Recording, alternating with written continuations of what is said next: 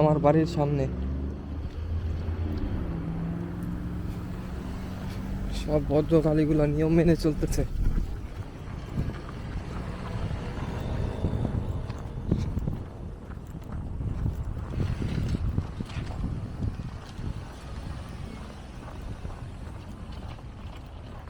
বরফে ভরা,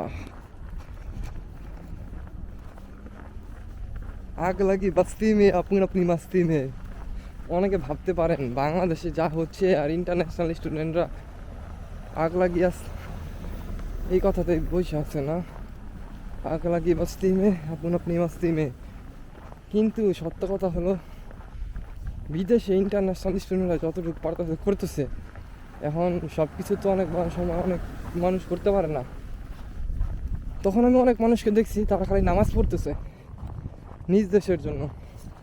আমার কাছে মনে হলো বলা উচিত এই জিনিসটা, কারণ আমার অনেক বন্ধু বান্ধব আছে বিদেশে।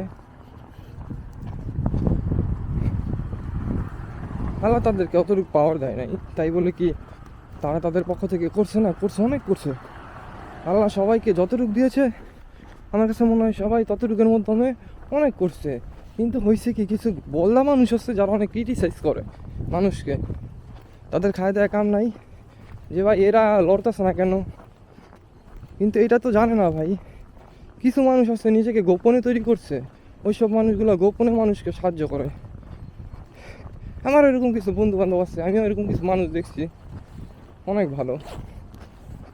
বাট এই বোকা দুনিয়া, এই মানুষগুলো যারা বাংলাদেশ আছে তারা শুধু তাদের চারপাশটা দেখতেছে, তো বিদেশে যারা কি আছে না আছে তাদের কি অবস্থা এগুলো কিছুই দেখে না।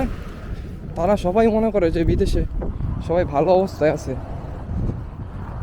কিন্তু আসলে এটা বুঝে না দুনিয়াতে সবাই খারাপ অবস্থায় আছে।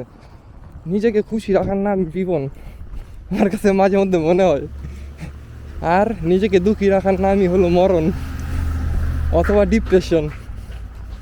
এটা আমার উক্তি। অনেক দিন পর বেরোইলাম ভাই, শীত আসছিল, 3-4 দিন মনে হয় ঘরেই বসেছিলি, মানে 3-4 দিন মনে হয় ঘরেই বসেছিলাম। মন টন খারাপ ছিল, ঘর থেকে বেরোই নাই। কারণ ভাই যে ঠান্ডা, এখন আজকে বাজার করতে যাইতে হইতেছে, আবার বাজার করতেই হবে, মুরগি না কিনলে আমি শেষ।